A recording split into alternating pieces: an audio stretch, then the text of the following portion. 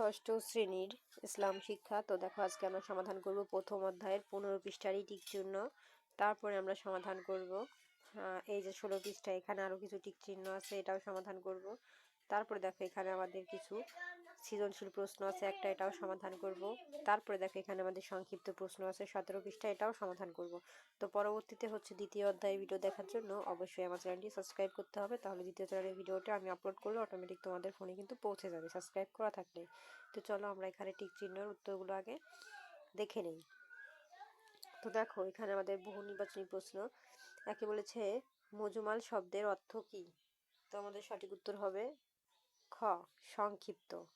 তারপরে দেখো আমাদের 2 নাম্বার এখানে টিক চিহ্নে বলেছে আখিরাতের বিশ্বাস মানুষকে, এই যে খ নাম্বার হবে, হ্যাঁ, মানে খ নাম্বার আছে প্রথমটা আর আছে হচ্ছে তৃতীয়টা, ঠিক আছে। এই যে, তো এই ছিল আমাদের 2 নম্বরের সমাধান। এখন দেখো আমাদের 3 নম্বরে বলেছে নিচের উদ্দীপকটি পড়ো এবং 3 ও 4 নং উত্তর দাও। মানে এই রিডিংটা পড়ে আমাদের 3 নাম্বার এবং 4 এর উত্তর দিতে হবে। তো দেখো আমাদের 3 নম্বরে বলেছে উদ্দীপকে ক এর কাজে আসমাউল হাসান হুসনার কোন বিষয়টি লঙ্ঘন হয়েছে? তাহলে এখানে আমাদের সঠিক উত্তর হবে হচ্ছে গ নাম্বার, ঠিক আছে। এই যে আমি ভালো করে দেখাই, এই যে গ নাম্বার। তারপরে দেখো এখানে আমাদের 4 নম্বরে আরেকটা টিক চিহ্ন আছে। এখানে বলেছে খ এর কাণ্ডের ফলে সে, তো ফলে সে কি হবে? সঠিক উত্তর হবে আমাদের এই যে ক নাম্বার, ঠিক আছে। তারপরে দেখো এখানে আমাদের সৃজনশীল প্রশ্ন আছে। এই যে এই সৃজনশীল প্রশ্নটা, এই রিডিংটা আমাদের পড়তে হবে, পড়ার পরে গ আর ঘ এর উত্তর দিতে হবে, আর ক আর খ নাম্বার মুখস্থ লিখতে হবে, ঠিক আছে। তো দেখো আমাদের ক নাম্বার প্রশ্নে বলেছে আকাইদ কি? খ নম্বরে বলেছে অন্তরে যা আছে আল্লাহ সে সম্পর্কে বিশেষভাবে অবহিত, আয়াতটি ব্যাখ্যা করো। আর গ নম্বরে বলেছে ক ও খ এর ধারণা কোন বিশ্বাসের পরিপন্থী, ব্যাখ্যা করো। এই যে ক ও খ এর ধারণাটি কোন বিশ্বাসের পরিপন্থী, তো সেটা আমরা ব্যাখ্যা করবো। এবং ঘ নম্বরে বলেছে জনাব গ এর চরিত্র আসমাউল হুসনার যে গুণটি ফুটে উঠেছে তা চিহ্নিত করে এবং তাৎপর্য বিশ্লেষণ করো। তো চলো আমরা উত্তরটি লিখে নিই। এই যে দেখো আমাদের উত্তর, প্রিয় শিক্ষার্থীরা, ক এর উত্তর যে ইসলামের মৌলিক বিষয় সমূহের প্রতি বিশ্বাসকে আকাইদ বলা হয়। তারপরে দেখো খ নম্বর উত্তর অন্তরে যা আছে আল্লাহ সে সম্পর্কে বিশেষভাবে অভিহিত। এই আয়াতটি দ্বারা আল্লাহ তাআলার আলিমুন বা সর্বজ্ঞ গুণের কথা বোঝানো হয়েছে। আল্লাহ তাআলার জ্ঞান অসীম এবং কোনো কিছুই তার জ্ঞানের বাহিরে নয়। আমরা মুখে যা বলি বা প্রকাশ করি এবং যা আমাদের অন্তরে কল্পনা বা চিন্তা করি তার সব কিছুই তিনি পুঙ্খানুপুঙ্খভাবে জানেন। এখন দেখো আমাদের গ নম্বরের উত্তর, হ্যাঁ, এই যে বড় আছে, আমি তোমাদের ছোট করেও দিব, সমস্যা নাই। দেখো গ নম্বরে হবে উদ্দীপকে ক ও খ এর ধারণা তাওহীদ বা আল্লাহ তাআলার একত্ববাদের বিশ্বাসের পরিপন্থী। তাওহীদ শব্দের অর্থ হলো একত্ববাদ, অর্থাৎ আল্লাহ তাআলাকে এক ও অদ্বিতীয় সত্তা হিসেবে বিশ্বাস করা। মহাবিশ্বের প্রতিটি বস্তু, সুন্দর সুন্দর ফুল ফল পশু পাখি সাগর পাহাড় নিশ্চয়ই একজন স্রষ্টা সৃষ্টি করেছেন এবং তিনি বলেন মহান আল্লাহ সৃষ্টিকর্তা ছাড়া এই বিশ্বজগতের কোনো কিছুই নিজে থেকে বা একা সৃষ্টি হতে পারে না। তো তোমরা চাইলে এই পর্যন্ত দিতে পারো, আর কেউ যদি বড় করে লিখতে চাও তাহলে তারা যে উদ্দীপকে ক খ মনে করে এই সুন্দরবনে প্রকৃতি একা একা সৃষ্টি হয়েছে, যা তাওহীদ বা আল্লাহ সৃজনশীল ক্ষমতার প্রতি অবিশ্বাসের প্রকাশ। ইসলামের মৌলিক বিশ্বাস অনুযায়ী আল্লাহ তাআলা কুন হও বলার সাথে সাথেই সবকিছু সৃষ্টি হয়ে যায়, সুতরাং প্রকৃতি একা একা সৃষ্টি হওয়ার ধারণাটি পেষণ করে। তাই ইসলামের মূল ভিত্তি তাওহীদের বিরুদ্ধাচরণ করেছে। তো তোমরা চাইলে যদি বড় করে লিখতে চাও এই পর্যন্তও লিখে দিবা, ঠিক আছে, মানে এইখান থেকে এই পর্যন্ত।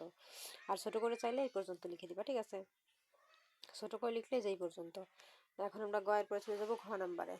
দেখো ঘ নাম্বারে আমাদের এখানে কি লেখা আছে, উত্তর লিখবা জনাব গ এর চরিত্রে আসমাউল হুসনার আল কারিমু গুণটি ফুটে উঠেছে। কারিম শব্দের অর্থ হলো দয়াময়, মহানুভব বা উদার। আল্লাহ তাআলা অত্যন্ত মহানুভব এবং তার ক্ষমা ও সহনশীলতা সীমাহীন। তিনি মানুষের অপরাধ ক্ষমা করেন এবং বিনিময়ে প্রত্যাশা ছাড়াই অকাতরে তার নিয়ামত ও করুণা বিতরণ করেন। তো তোমরা চাইলে মানে এতটুকু লিখলে একটু ছোট হয়ে যায়, আর একটু বড় করে লিখবা। তো তারপরে তোমরা এই যে এখান থেকে আবার লিখতে পারো যে উদ্দীপকে দেখা যায়, এটা লিখলেও ভালো হয় যে উদ্দীপকে ছোট করে লিখলে এই পর্যন্ত লিখে দিও। মানে যাদের একদমই পড়াশোনা কম পারো তারা ছোট করে এতটুকু, আর যারা ভালো পারো পুরোটা লিখে দিবা। উদ্দীপকে দেখা যায় জনাবগণ তার কর্মচারীদের সাথে হাসি মুখে কথা বলেন এবং তারা কোনো অপরাধ বা ক্ষতি করলেও গালিগালাজ না। এখানে আরো আছে, আমি দেখাই। এই যে সাইডের অংশটি করে সংশোধনের সুযোগ দেন। তার এই ক্ষমাশীল আচরণ এবং উদারতা মূল মহান আল্লাহর কারিম গুণের প্রতিফলন। মানুষের ভুল ক্ষমা করা এবং তাদের প্রতি সুন্দর আচরণ করা একটি মহৎ মানবিক ও ধর্মীয় গুণ। তো এই পর্যন্ত দিলেই কিন্তু এনাফ, আর দেওয়ার প্রয়োজন নাই। আর এইটুকু না লিখলেই ভালো, এত বড় লেখার প্রয়োজন নাই, তোমরা যে এই পর্যন্ত লিখে দিবা, ঠিক আছে? তো দেখো প্রিয় শিক্ষার্থীরা, আমাদের কিন্তু এই সৃজনশীল প্রশ্নের উত্তর কমপ্লিট, ঠিক আছে? এখন আমরা চলে যাব 2 নম্বরের সংক্ষিপ্ত প্রশ্নে। তো দেখো এখানে আমাদের সংক্ষিপ্ত প্রশ্নের উত্তর 1 থেকে 4টি আছে। একে বলেছে আল্লাহ ছাড়া আর কোনো ইলাহ নেই, উক্তিটি ব্যাখ্যা করো। তো চলো আমরা সংক্ষিপ্ত প্রশ্নের উত্তর 4টি দেখে নেই। তো এই যে দেখো আমাদের প্রশ্নটা ছিল, আর উত্তর হবে আল্লাহ ছাড়া আর কোনো ইলাহ নেই। এই উক্তিটির মাধ্যমে আল্লাহ তাআলার তাওহীদ বা একত্ববাদের ঘোষণা দেয়া হয়, যার অর্থ হলো ইবাদত ও উপাসনার যোগ্য একমাত্র সত্তা হলেন মহান আল্লাহ। তিনি ব্যতীত চন্দ্র সূর্য বা অন্যান্য কোনো সৃষ্টি ইবাদতের যোগ্য নয় এবং তার এই নিরঙ্কুশ ক্ষমতার অন্য কাউকে অংশীদার বা শরিক করা যাবে না। তারপর দেখো আমাদের 2 নম্বর প্রশ্নের উত্তর। এখানে বলেছে আমরা কেন মহান আল্লাহর গুণে গুণান্বিত হব? উত্তর, মহান আল্লাহর গুণবাচক নামসমূহ বা আসমাউল হুসনা অনুশীলনের মাধ্যমে আমাদের চারিত্রিক বৈশিষ্ট্য সুন্দর ও মার্জিত হয়। আল্লাহর গুণাবলীতে গুণান্বিত হওয়ার চেষ্টা করলে আমরা সমাজে সকলের ভালোবাসা লাভ করতে পারি এবং স্বয়ং আল্লাহ তাআলাও আমাদের প্রতি সন্তুষ্ট হন। তো 3 নম্বর প্রশ্ন দেখো, রিসালাতে বিশ্বাস করা জরুরি কেন, ব্যাখ্যা করো। উত্তর, রিসালাতে বিশ্বাস করা ইসলামে ঈমানের একটি অপরিহার্য অঙ্গ। কারণ নবী রাসূলগণের মাধ্যমেই আমরা আল্লাহ তাআলার সঠিক পরিচয় ও তার বাণী লাভ করতে পারি।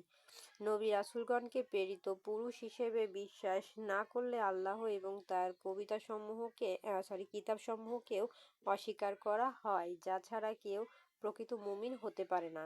তো দেখো এখন আমাদের 4 নম্বর প্রশ্নে বলেছে আর তাদের সামনে বারজাক থাকবে পুনরুত্থান দিবস পর্যন্ত। আয়াতটি ব্যাখ্যা করো। উত্তর, উল্লেখিত আয়াতের মাধ্যমে মানুষের মৃত্যুর পরবর্তী কবরের জীবনকে বোঝানো হয়েছে, যা শরীয়তের পরিভাষায় বারজাক নামে পরিচিত। মানুষের মৃত্যুর পর থেকে কিয়ামত বা হাসরের দিন, এই যে আমি একটু উপরে দেখাই ভালো মতো দেখতে পারবা, এই যখন এই যে হাসরের দিন পুনরুত্থান হওয়ার আগ পর্যন্ত ওই সময়টুকু কবরের এই জীবনকে অভিহিত করতে হয়। তো এই ছিল আমাদের 4 নম্বর প্রশ্নের সমাধান। তো দেখো প্রিয় শিক্ষার্থীরা, আমাদের কিন্তু এই সংক্ষিপ্ত প্রশ্নের উত্তর কমপ্লিট। তো পরবর্তীতে এই দ্বিতীয় অধ্যায় ভিডিও দেখার জন্য অবশ্যই আমার চ্যানেলটি সাবস্ক্রাইব করবো। আর কারোর যদি কোনো সাবজেক্টের ইমার্জেন্সি ভিডিওর প্রয়োজন হয় আমাকে কমেন্টে বললে আমি সাথে সাথে দিয়ে দিব।